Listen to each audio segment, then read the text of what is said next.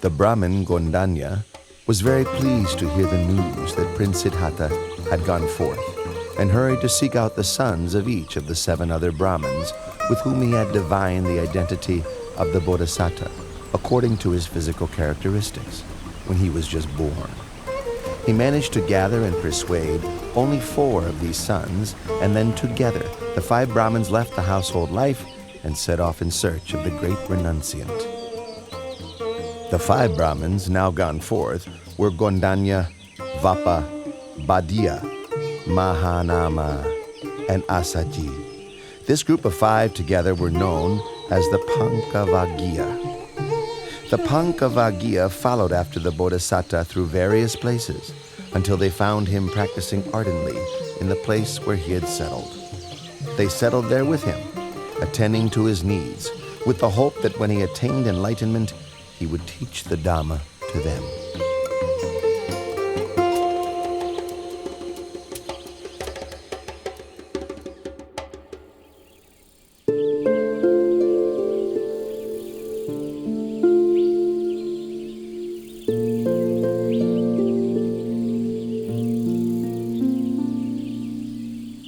The renunciant prince was intent on seeking the path to enlightenment, so he took up 3 of the extreme ascetic practices that were favored by the practitioners of those days. For the first period, he pressed his teeth against his teeth and his tongue against his palate, so firmly that sweat ran from his whole body. The pain was as severe as if someone were gripping his throat tightly, strangling him.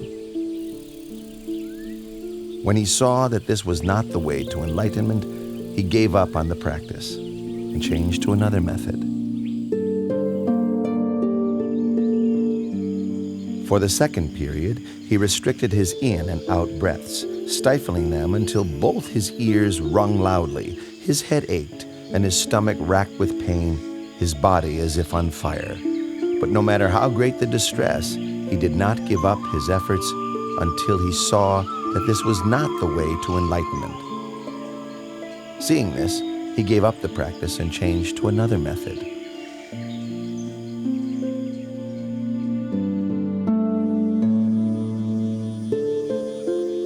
For the third period, he fasted until he was emaciated, wrinkled, his complexion discolored, his bones and sinews extruding. Exhausted of energy and suffering greatly, rubbing his hand over his body, the hairs stuck to his palm.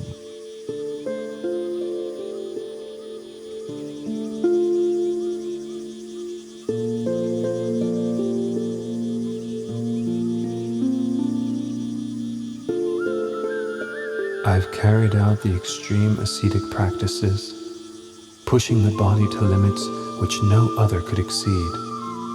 Why have I not yet attained enlightenment?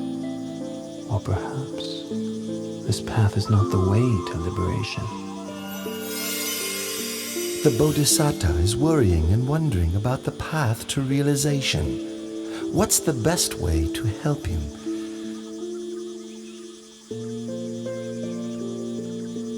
Aha! This is the way.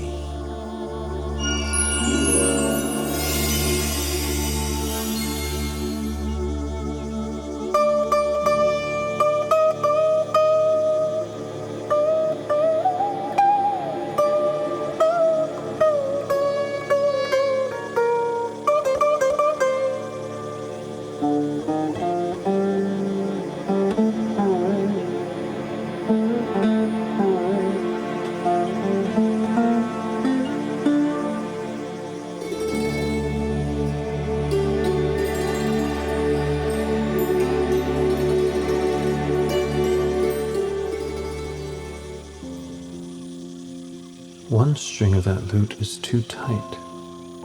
A little pluck and it snaps. One string is too loose. When plucked, the sound is barely heard.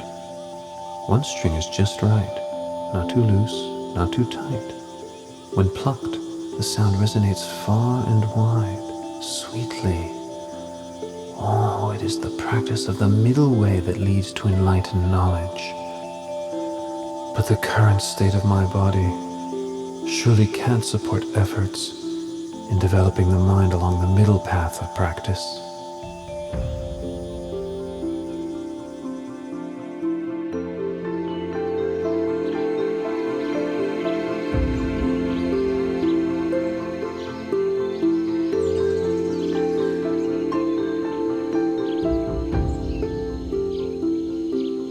Prince Siddhartha, whom we had held in esteem as a bodhisattva, bound for success, even after practicing strictly for 6 years, using all his effort, is still unable to achieve enlightenment.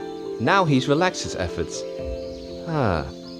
And eating proper food again.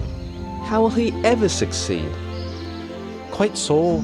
Venerable Kondanya, you're the most senior amongst us. What do you think we should do? Under the circumstances, there can be no use in attending to him any longer. The time has come for us to take our leave.